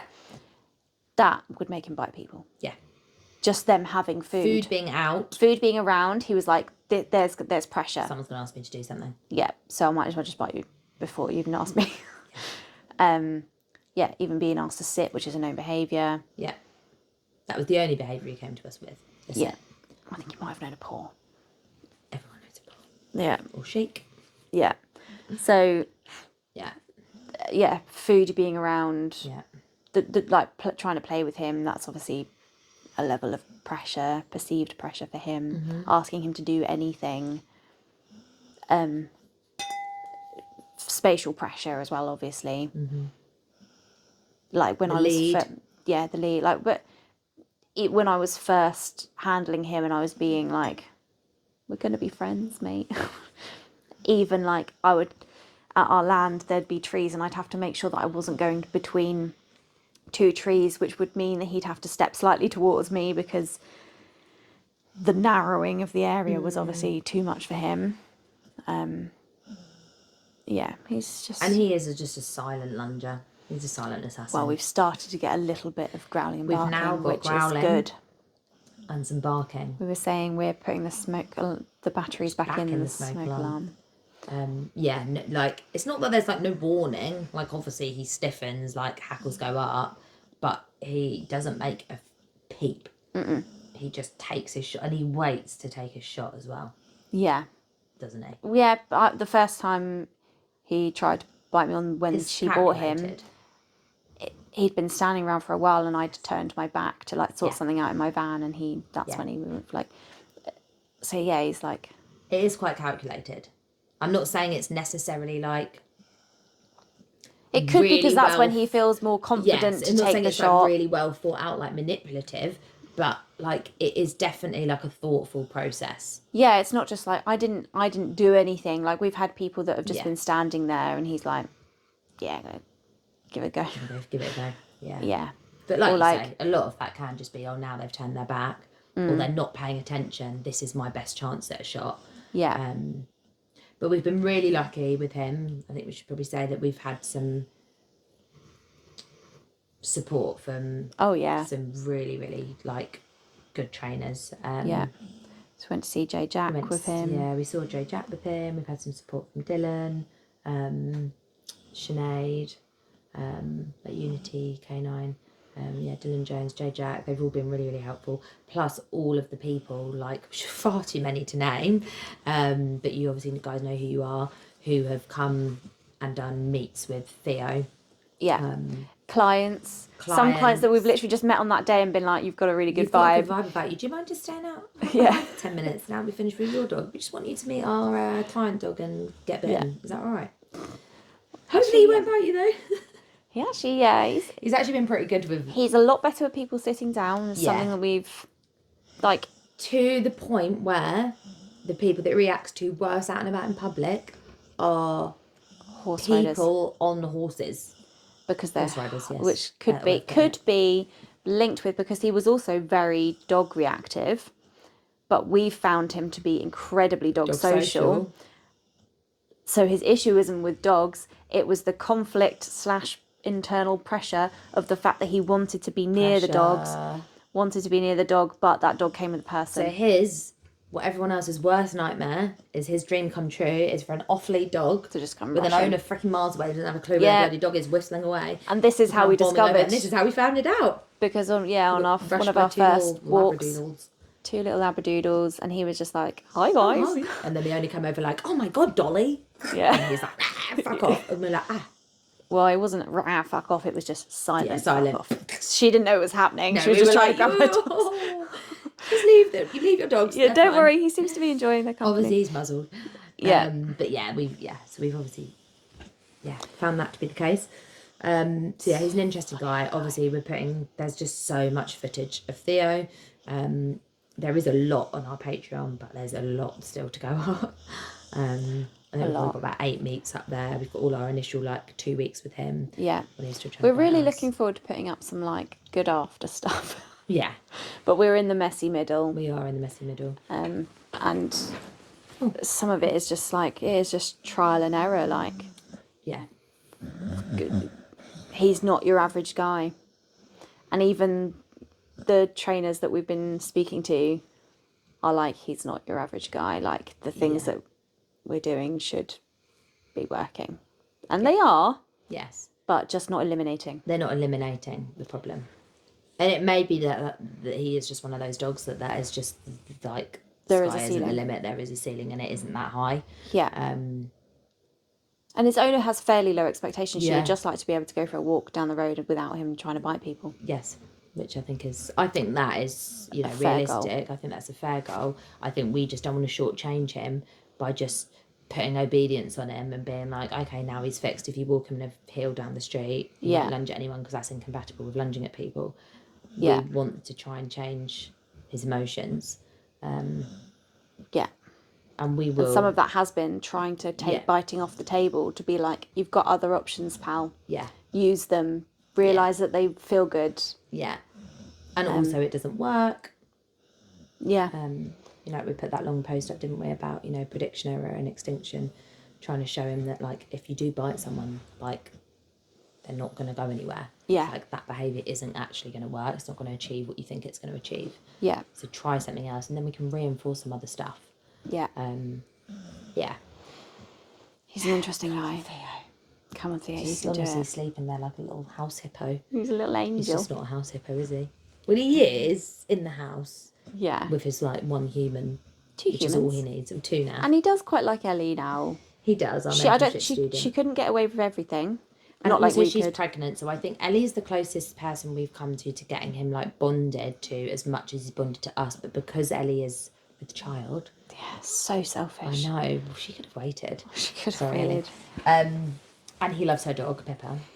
Oh yeah, he does love Squeaker. He does love every dog, Pippa. That would have been another really good solid relationship to build for him. At the moment he just still needs a lot of time, and gradual for someone to change from a stranger into a friend. Yeah. Meeting the definition of what he sees us as, I suppose. Yeah. Ralphie boy. So Ralphie boy came to us for a board and train in September, and he was with us for 6 weeks. Similar issues to Theo, but not as serious as Theo. No, so human and dog aggression, and there was no known trauma, which is different to Theo. No known trauma, just genetically, or he just really didn't suit the environment he was living in. But I think there's probably some sort of genetic element to the behaviour, right from a really, really, really young age. As soon as she brought him home, he was nervous. He was really nervous. I'm not sure the conditions he came from. I don't think they were terrible, but I don't think they were ideal. He was a big litter. I think they'd started all having some scraps, and there were children there that were sort of not treating the dogs particularly well, manhandling them a little bit. And he's just of a disposition where he's just such a sensitive soul. Just a very sensitive boy, and he lived on a high street. I think we did speak about Ralph in our last podcast. We won't go into a huge amount of detail, but he basically lived on a high street in London in a flat with an owner that doesn't drive. And through our work with him was identified before he came to stay with us. And repeated again before we took him as a board and train. Before we took him on as a board and train. Said he's got gait issues. That we just thought that he had an abnormal gait. We'd obviously sent some videos to our physio that we work with, and she was concerned about his gait. It was followed up by the owner with a vet that was abroad in the country that she is from, even though she lives in London now, and they didn't believe anything to be wrong with him. No insurance. So, you know, in good faith, like, we obviously proceeded with the programme. Like, obviously all the gait videos have been looked at by a vet, doesn't think there's anything wrong. Suggested getting him on a pain trial before he started with us, which that wasn't done, was it? The vet wouldn't, also because he was so aggressive. The vets wouldn't see him in person, and the vet that she was registered with in this country wouldn't see him in person, which is why she was forced to send the videos elsewhere. And the vet in this country that he was registered with wouldn't prescribe him any pain relief because they couldn't see him in person because of his aggression. So we were stuck between a bit of a rock and a hard place. So he came to stay with us 6 and weeks. Initially there were gait issues, like we could see his gait was abnormal. We had our veterinary physio come and look at him and doing a brief assessment as much as she could. Who at the time said, there's something going on here. Something's going wrong. We then got him on pain. Well, a pain trial. But before that, he's obviously used to being walked on a short lead. Fairly, not necessarily short walks, but just on a short lead around London on pavements. We had him when he's at a land, he was off lead, like he'd be on a drop long line. On a retractable 8-metre lead out and about. We'd be taking him for lovely walks in the New Forest. We started socialising him with other dogs that he actually, again, we found him to be actually social. Really social. So he'd be playing with other dogs, and then after he was playing with other dogs, started to go a lot more lame. Unfortunately, within minutes, really, it was very Within visible. Minutes, it was. As soon as he had the run of the flexi, and he had a little play with the dog. So we took him to the vets, did a neurological exam. We had our vet physios, like, assessment of him as well, that we used to add weight. So we took him to the vets, did a neuro exam, and he was kind of not diagnosed because it needs imaging for diagnostics, but diagnosed with IVDD, which is intervertebral disc disease. Essentially, it was very high up for him. It was like between his shoulder blades. Just really up high between his shoulder blades. So it was affecting all 4 limbs. Herniated disc. So he was affecting all 4 limbs, and it's a degenerative condition, so it was not going to get better. And he wasn't yet 2. He wasn't yet 2. He was about 18 months old. So, and they'd kind of said, don't do any physio or hydro until he's had scans or something, so they at least know where it is, so they can target and make sure that they're not doing further damage. So we were like, we stopped doing physio stuff. And then he did get a lot better with us. Like, we could walk him down the high street and pass other dogs. People. He was meeting lots of people. Took him to the pub. Took him on a bus. Took him on a bus to the town centre. Yeah. Because we were obviously working towards the location he was going back to. Yeah. However, we had to strip with the vet had told us we had to. He would essentially, ideally, be on crate rest. But told us to do. So we just stopped doing long walks. You couldn't play with other dogs anymore. We couldn't play with him. We got agreement from the vet to keep him on a flexi, long line or a flexi, because the problem with Ralph was that the more confident, the more confident, the more optimistic he got about the world. Yeah, because he was a real worrywart. He was initially. He was such an Eeyore, and he just changed, didn't he? Like, he would be buzzing to come out the van, whereas you see the first video of him on our Instagram, he's literally, you open the crate door and he's literally like, where am I coming out? Something's going to be bad. Something's going to happen to me. And he just had such a different, optimistic outlook. He was just so happy and jolly, wasn't he? Yeah. But then we'd see him pay for anything fun that he did, he paid for. Yeah. If we played with him, halfway through a walk, if he met another dog. But we obviously then tried to avoid stuff like that. But dogs, would obviously we were rushed by a dog. By dogs, and then he'd be happy to see the dog and run around with them, and we'd be like, so yeah, can you get your dog? But not necessarily for the typical reason of like, our dog's not friendly. So actually, no, he's really friendly. He's actually really social. He's probably really enjoying this. He'd love to play your dog, but he's going to really pay for this. Yeah, he's so lame. But anyway, we got agreement from the vet to walk him on a long line or a flexi. Because we got him on a pain relief. Short lead. He was so like, he would like swim. Yeah, because he was like, where are we going? No, there's a dog, there's a person. Like, just much more happy. And the vet said, pulling is the worst thing. Pulling is the worst thing that he could possibly do. Yeah. So while we were working on teaching him nice lead skills. Yeah.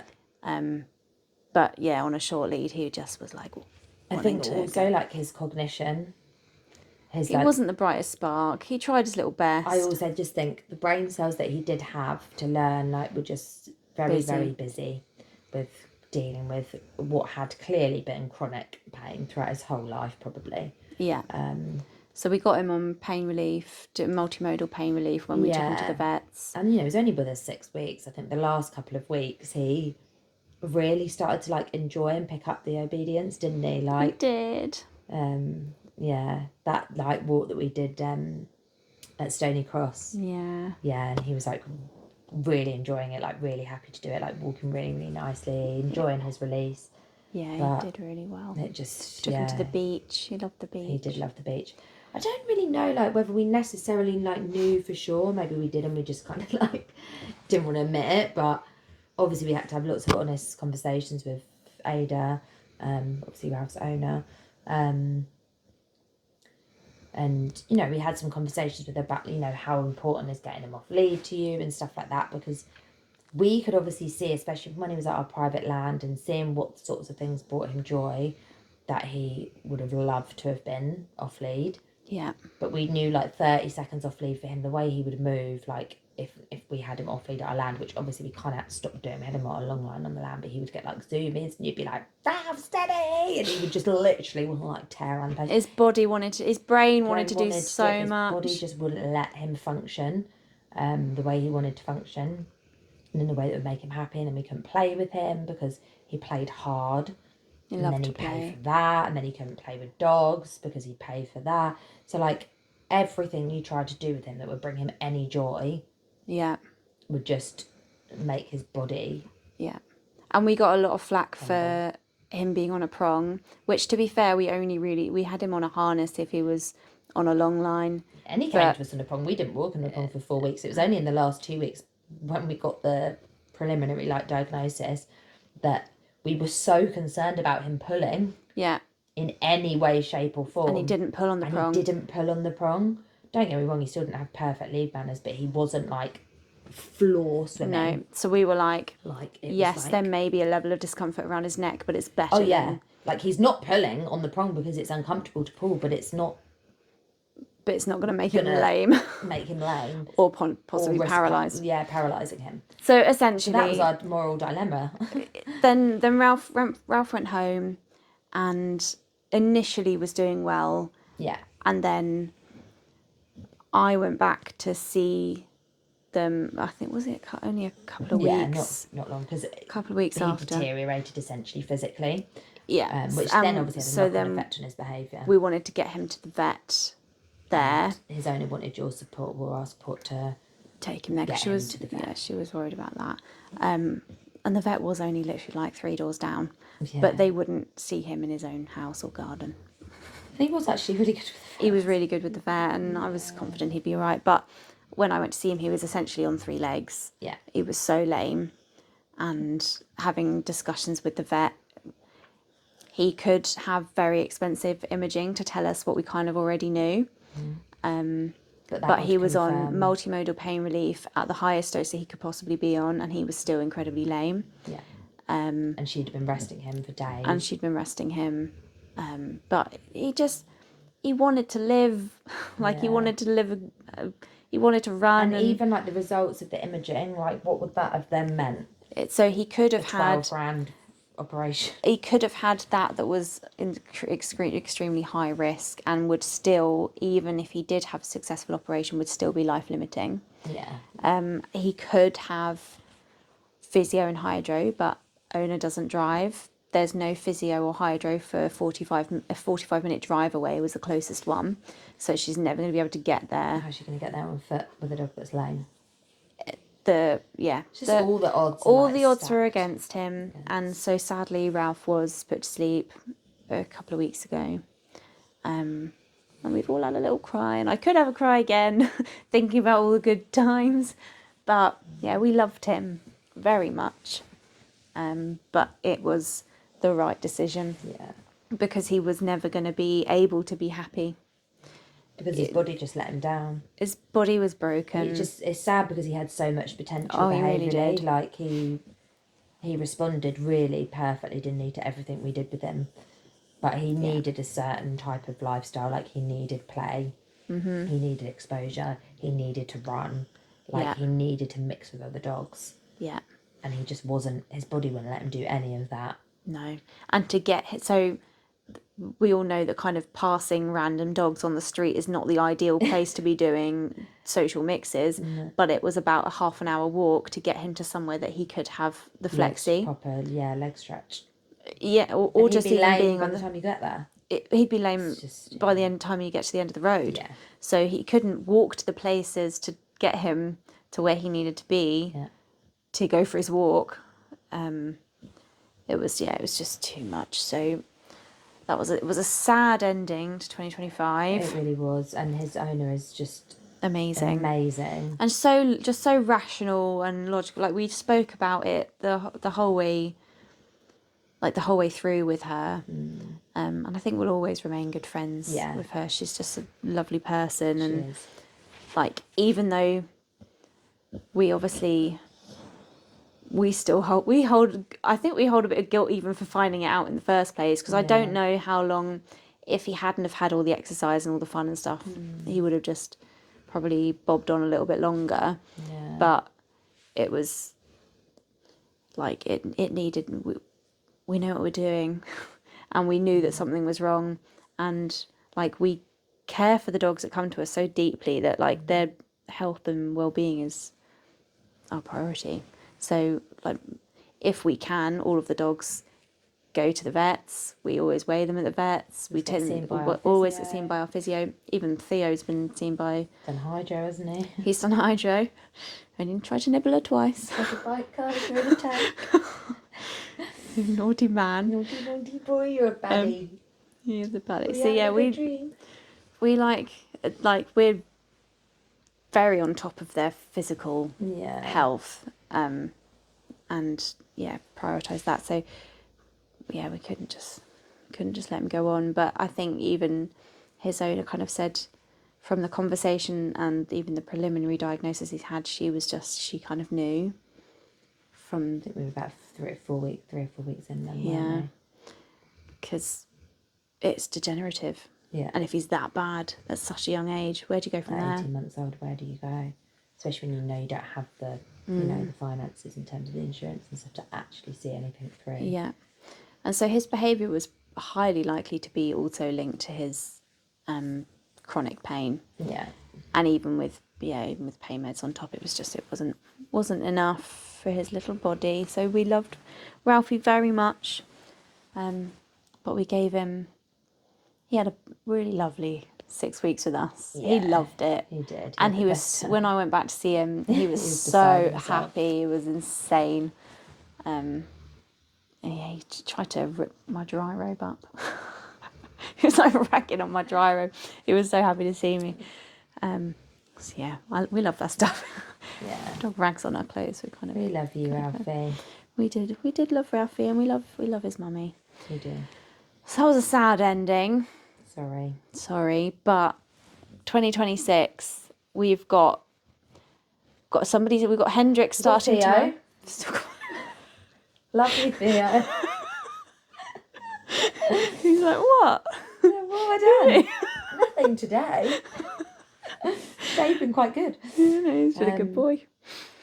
Oh, he's so funny. He is. I do love him. We've got Hendrix starting tomorrow. Yeah, we've got Hendrix. Hendo's like your classic... Large bull breed. Large bull breed, classic reactivity.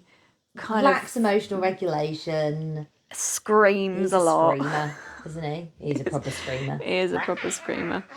Why are you making me stand still for 2 seconds? Yeah, he loves to play, so we're really looking forward to that. Likes Theo. to play, he likes food, he is biddable, he's trainable, he's smart. Yeah. But yeah, he can be a little bit reactive to people and dogs, but there isn't really much behind it. No. Reactive to livestock, really strong prey drive. Yeah. Very recently took down a deer. Did kill a deer. He didn't kill it. Oh no, he didn't kill it, did he? The deer came back for him. He was on it. Oh yeah, now he's... Oh yeah. The deer got him good. The deer got him real good. Yeah, he did get a kick. Yeah, he's lots of scratches and nothing with that. Hasn't put him off though. When we did our No. introductory walk the other day. It's definitely not put him off. Definitely not put him off deer. So yeah, we've got... yeah, we've got him. We'll have to put him off deer. And then we've got Eli. Ooh, Eli. Miniature English Bull Terrier. Yeah. Already done an 8-week board and train somewhere else. Which is obviously, we're like, yes, challenge. Yes. Yeah, 8-week board and train. We did a test at our land, didn't we, with Arlo? And he was like literally, I was miles away, he was literally the end of the league. Yeah, but they said that was quite good for him. Yeah. It was a different kind of screaming. Normally they said In it sounds fairness more though, aggressive. the advice from the board and train was to not walk him. Yeah, so he hasn't been walked for a very long time. So quite good for him as long as you keep him inside your home and don't let him actually see any dogs. Yeah. So he's not been walked for 6 months? Yeah. Not been walked for 6 months. Although after he has started walking after... We did a behaviour assessment with him a few months ago, which is obviously where they agreed to do the board and train. And we advised to start walking him. He's got a lot of energy. He's got a lot of energy. He's only young. How old is he? Two. And his issues started when he got injured foot. Did he get thorn or grass seed in his foot? And he basically, typical bull terrier style, chewed his entire... He chewed his pad off, yeah. Chewed off his foot off. And then Psycho. Basically, yeah, we did advise him to start walking again. Like, don't get me wrong, like, he's not good on walks. Like, he's bad, but like, he's rehearsed his behaviour for a long time now. We don't think he's the sort of dog that's going to benefit from like not having any walks. Where they live is really quiet. And where they live is like quiet. It's just they've got like a little bit of a villagey bit they've kind of got to get through to get to the really big like kind of farmers field. So they will occasionally see dogs and people. And it's not just dogs, it's people as well. And we went to, after the behaviour assessment, obviously there's a gap because we've obviously got a bit of a wait list for our boarding train. So he's starting in February, and I think we saw them for behaviour assessment in September or something. Or October. I think end of September. No, in October. And then we did travel to go and see them, didn't we? On, was that a day before Christmas Eve or something last week? Yeah, it was. Yeah. And because we just wanted to obviously give them a little bit of support in this interim period. Yeah, they were like, were they They were struggling with him. Well, he redirects. Yeah, he does do that. But not to actual biting. Like, he's never actually bitten them. Like, yeah, I mean, I wouldn't consider it a bite. Some people might. Yeah, he's it's not. Like, yeah, he's not actually like putting holes like in people. Actually trying to hurt his owner. He's just like. Yeah. Isn't he? Just like. This will be good for the audio listeners. Where's my mic? It's on charge now. But he's just, he's cray-cray. Yeah, he's a funny boy. So yeah, sounds of people, dogs. Yeah, so if he's even heard a neighbour 100 metres away. Yeah, I can't wait. Really looking forward to him. Yeah. He's going to be great fun. He's going to be really fun. Will, but they'd kind of accidentally capped his play a lot by doing a lot of not wanting him to get into high arousal. So as soon as he started to enjoy himself, they would swap it for food. They just trade the toy for food and be like, so stop that play there because you're getting too overexcited. Yeah, so he's kind of been capped a little bit. We've got to undo some of that. And let him rip. Yeah. It's going to be good fun. I don't think he's actually going to be aggressive with people or dogs. No. I think it's just frustration. And he's dangerous dog. He's just... No emotional regulation. Wild and has no emotional regulation. No, There are EBT. some similarities between Hendrix and Eli. I think Hendrix is living life though, like his owners are. I mean, they come to our GRC and stuff, like they're getting by. Yeah. They just feel like they've reached a plateau, like they can't get over a hump.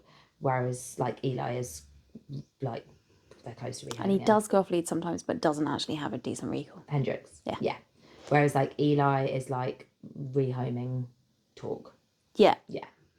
So they're like different vibes in that sense, but like there are a lot of similarities between them. So yeah, really looking forward to those two.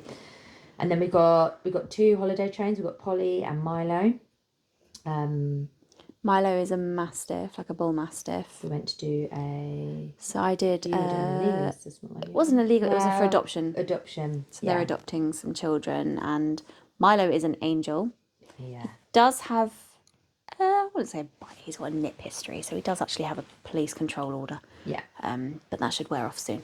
Yeah. He's very specific scenarios that he's nipped in. Yeah.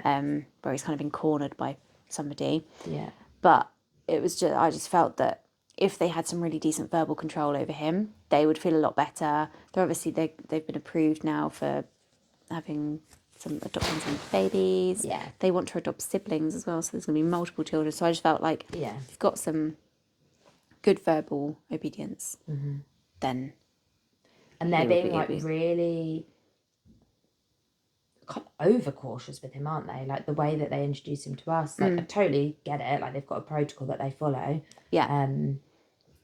But it was one made of those it more weird. It was kind of like almost overkill. Like it kind of made it more weird. Yeah, it's like treating him like a freak. He's a weirdo. Yeah. As Dylan would say. Like meeting outside the house, muzzle on, like shortly. You have to go for like a big laps of the garden. You have to lap the garden 3 times, and if he comes up to you and invites attention. And actually, we found him to be. It was just like, hi guys. Hello. Here he is, a sweet boy. I only like nipped this guy because he literally like cornered me against a fence and stuck his hand in my face. And I was only young. I was going through a fear period. Yeah. Like it just doesn't feel that deep. No. But he's a big dog and he's got a control order, so they're just obviously being over cautious. Yeah. And like dog stuff, like again, some history with other dogs, but I think he'd had a run-in with a trainer they'd sit in, the dog that they'd used as a stooge, which was like another entire male, and I think it had a pop at him and but fine. Actually they seem to find that he's quite social with all the dogs that run over to him on walks, even though he's on lead and muzzled. So I think he's doing pretty bloody good. Yeah, so that's just like some, I think more like learning how to learn and some more feedback that way. Yeah.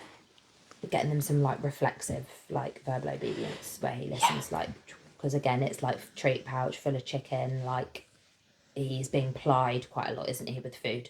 Like, he's not really done anything or been asked to do anything. No, it's just like food. Just as a distraction. As a distraction. I'm not sure what he's actually getting reinforced for. No. Polly. She's a standard bully. Yeah. Who has made a lot of improvements recently. I spoke to his owner on the phone a while ago because she was at her wit's end and I think was like, I want to rehome this dog, but I don't think I'm going to be able to. She's a friendly girl. She is a friendly girl. I think she's just a lot of dog. Yeah. So, it was just a bit of a nightmare to walk because she was on lead. And yeah. Basically, she's on lead. She just wants to be a free girl. Yeah. So I think we're going to be looking at doing hopefully getting towards off-lead stuff, possibly with her. But yeah, we've got Lexi, the shepherd, also coming to do some off-lead stuff with us. We've worked with Lexi on her sort of dog reactivity and people reactivity, haven't we? She comes to GRC. But yeah, owner just feels like she's reached the ceiling with her recalls. We want to get her off-lead reliable. So she's coming to us for an hour a day for 2 weeks. But she has really good foundations. Yeah, because we taught. So, yeah, normally we don't. So we're going to do e-collar training with Lexi. I think, obviously, her owner had obviously seen some of our stuff on social media and stuff and was like, do you think it's wrong that I want to consider this for Lexi? And we were like, no. We know she's got really good foundation. She's got a good recall. It's just not bomb-proof. And it is holding them back. I think, again, in terms of her interactions and stuff with other dogs, and because they don't 100% trust her recall, she's then on lead a lot of the time. Yeah. And they're a busy household, and they feel like they're not actually fulfilling her needs. Her because, So it's for her, but they want her to be They want to be able to Getting a maximise the decent- time that they're out that because they're they're out a the busy house. family, a busy household. Got 3 young children. Yeah, so the times that she goes on walks, they want that to be like maximising that really for her. Yeah. And then, well, Goose we've just had, so he's really a 2025 guy. Yeah, he was. But we'll give a little nod to Goose because his owner, Karen, she is just like a dog training sponge, isn't she? Yeah, she loves it. She is supposed to be going on a holiday in May, but she's already like, I think I'm not going to do that holiday in May, and I'm just going to come back to you guys for another week. So she basically did a week's holiday training with us, with Goose, who's like, yeah. Well, before that, she did it with Benny, who wasn't even her dog. Yeah, she bought what do we call it? A friend's dog. Basically, she used to like give care to this board. Dog. Board, yeah. Give care. But it went way beyond that. But anyway, and yeah, she really wanted to help him in his training journey, so she brought him to us for a week, like over the summer. It was beautiful. It was beautiful. And he just literally thrived, didn't he? He's so smart, like a silver Labrador. Yeah, silver lab. And then she knew, anyway, and at that point she did know that she was getting this rescue dog, Goose. But I think he had a little bit of a minor complication with like a neutering operation or whatever, and rescue or something. He had to stay a bit longer. I don't know. Anyway, so she got him in, I think, September. So I think he'd been with her like 6-8 weeks maybe by the time they came to us in November. And we've been supporting her since she's had Goose. Yeah, we've been supporting her like via sort of WhatsApp and stuff for a couple of months. She's done so well. She's done so well. She'd obviously done everything that we'd done with the previous dog that she'd brought to us, like the same sort of like foundations. And she'd laid those with Goose. And then when he came to us, he already had a lot of that instilled. So generally, we were just trying to get a bit more of an idea and do something a bit like of his character and his temperament and like where the gaps were and yeah, what she should sort of prioritise and focus on going forward, because he's obviously a really young dog. He's only like a year old.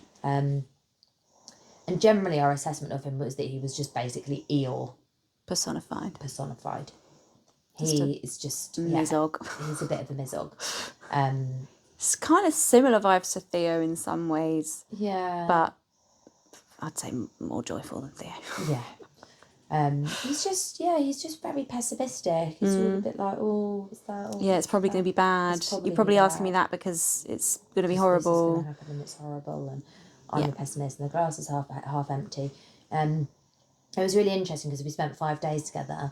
I think it wasn't that long in where I think Karen was like, literally, now you have said that, she was like, I can just see it now, and everything that I do and everything he experiences. He can be a bit like woofy with people, but he's got a bit of mastiff and stuff in him. Yeah, he's a bit buff, new people and stuff. Just a pessimist. He is a proper pessimist. He comes alive with dogs. He likes other dogs. He does like other dogs. So he comes alive with other dogs. He comes alive with play, but he really seeks out a lot of familiarity in play. So, like, sometimes to get him to play with a toy, like, Karen would have to put, like, her glove, like, get her glove off and, like, tie her glove to a toy. So he would be like, oh, this smells like my mum, so I can play with this toy. Like, but he wouldn't even play with the toy, he would just play with the glove, mostly. He would be playing with the glove that was attached to the toy. And if the glove came off and he didn't notice, you might get a few seconds of play out with the toy and then he'd be like, where's the glove? So, yeah, just really seeking that, like, familiarity. Does play with her more at home, but would get quite mouthy with her rather than targeting the toy like his targeting was. Like, he would just kind of get aroused and then start mouthing and getting a bit silly. Yeah. Because it's kind of like play is pressure in some ways. Yeah, again, it is like you said, there's some similarities with Theo where, any perceived pressure and he's like too much and he kind of shuts down. Yeah. So yeah, given him loads of like optimism, like confidence building stuff to do, loads and loads and loads of stuff on play, recall bits as well, because again, like when we did have him off lead, the difference in him. So happy. But to the point where it's like, okay, shit, like... Yeah. You're a bit too happy, come back. You're a bit too happy, come back. But yeah, like, you think your recall is good, Because the dog is shut down and subdued because they're on a flexi lead or a long line and they're not actually really engaging with their environment, or they know they can't access it. Yeah. It was literally like light switch, I'm off lead, I'm having the fucking best time. All of a sudden my shit hot Riga ain't so shit hot anymore. Yeah. Like, here, never had that word in my life. Yeah. I'm having the best time. Yeah. It was literally like night and day. Yeah. Wasn't it? So we kind of dialed things back a little bit, and we stay in touch with Karen all the time. Yeah, so they've got loads to work on. And yeah, she's a lifelong friend anyway, isn't she? Yeah. And she's just a very good student. She is. She'll like that we've said that as well. Yeah, she knows it. She knows she's a good student. She's like, I'm so annoying, aren't I? We're like, no, because you do all your homework. Yeah, that's all we ask. That's all we ask. Just do bits in between. And she likes doing all like she's asking us how do I teach him like a down to a sit. Bits as well. Yeah, how do I get him from a down to a sit? So it's not all like serious heavy stuff. We need to send you that video though, Karen. We do need to. The only other things I've got on my list, because how long have we been going for? A farewell. Wow. Mentorships. Yes, we do offer mentorships. We're getting lots of questions about mentorships. How much detail are we going into? We offer mentorships. They're all on a one-to-one basis. If you want to, what's the word? Inquire? No. What's the word about like mingling? Connect. If you want to connect with other people that are also doing the mentorship, then obviously like we can facilitate that. But generally, we do all our mentorships on a one-to-one basis. Because obviously everyone's like starting from a different position. Like, we want everyone to feel like they've kind of got our one-to-one like undivided attention. And they're following us around with clients and stuff, and we don't want to have like a horde of people like behind us, like but we just, and because there's the two of us as well, we are constantly discussing dogs between the two of us, with dogs, like with people, and sometimes with dogs. Sometimes with dogs. What are you doing? Theo, please. Why, Theo? Can you have some latent learning, please? We went through this yesterday. Yes, there's a lot going on. We also have like all WhatsApp coaching and support and everything in between. We offer case consultation if you are already taking on your own client dogs.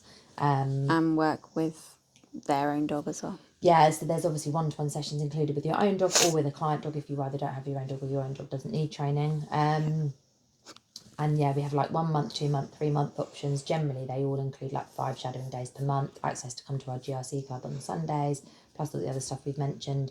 But we do have an option of having like a more extended mentorship, which is like over a year, which is basically where you commit to coming like 1 day a week over the 12 months. All the other benefits are obviously included, but it is obviously like a lower monthly cost. So if you want to commit be in it for the long haul, then that is another option. And to be honest, all of it's bespoke. So we have had people like remove case consultation because they're not taking on their own client dogs, haven't we?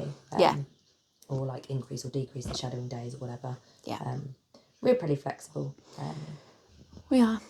But to be honest, we are almost... Basically, that is pretty much our Q1, like what we have coming up, isn't it, really? Q1, she's still corporate.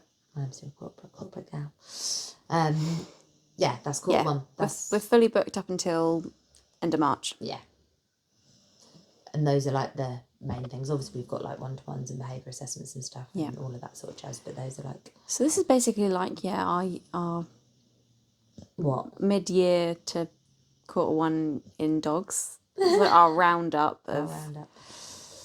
Our year in dogs. Yeah. Year of the dog. It's actually the year of the horse. It's actually the year of the horse. Yeah. It's supposed to be your year, though. You're supposed to have a lucky year, this one. Fantastic. It's going to be a baller, apparently. I'll never be a baller, mate, unless I go back to my corporate job. Which is never going to happen.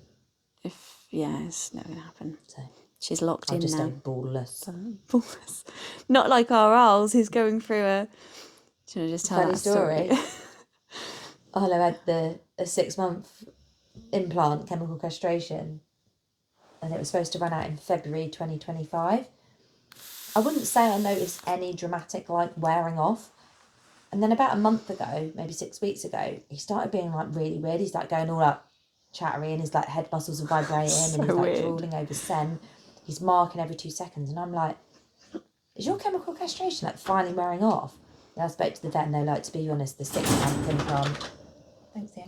The 6-month implant and the 12-month implant are in the same packaging. We only charge you for the 6 months, but it's quite possible we accidentally gave him the 12-month one. I'm like, fantastic. Yeah. So I think his chemical castration is now wearing off. Yeah, so he's not ballless. His balls are getting bigger. And his balls are growing back.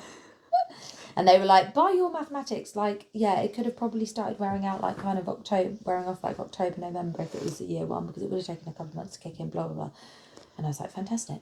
Yeah, so now there must be a female in heat somewhere because he doesn't want his breakfast. I've texted my neighbours across the road, haven't I? Yeah. Is Luna in heat? No, sorry, Libby, she was spayed a few years ago. I hope Arlo recovers from being a randy teenager. He's not a teenager. You're 4.5. He just feels like a teenage boy. He does, yeah, he's going through some so things. He's not eating breakfast. He's just like, get me in the van, get me on my walk. I need to go piss on everything. Spread my wild oats. I'm hoping this is just the hormonal fluctuation, because I don't remember him being like this when he was actually like in Thai before he got the chemical castration. No. So I think we're having a bit of a spike. Yeah. She hopes. Otherwise they're coming off, mate. Can't have you. I can't have this. It's a bit much. No, I know. Is there a bitch in heat around the corner? It is a bit much. It is a bit much. Anyway. Bless him. It's his chattering in his... No, it was the head. The head muscle. Contractions. It's so weird. And that was over an entire male. Yeah, it was after we went to visit Eli, got back in the van, and he was just like freaking out. Yeah, like drive up, he was like... There's that drooling. That is their head clenching.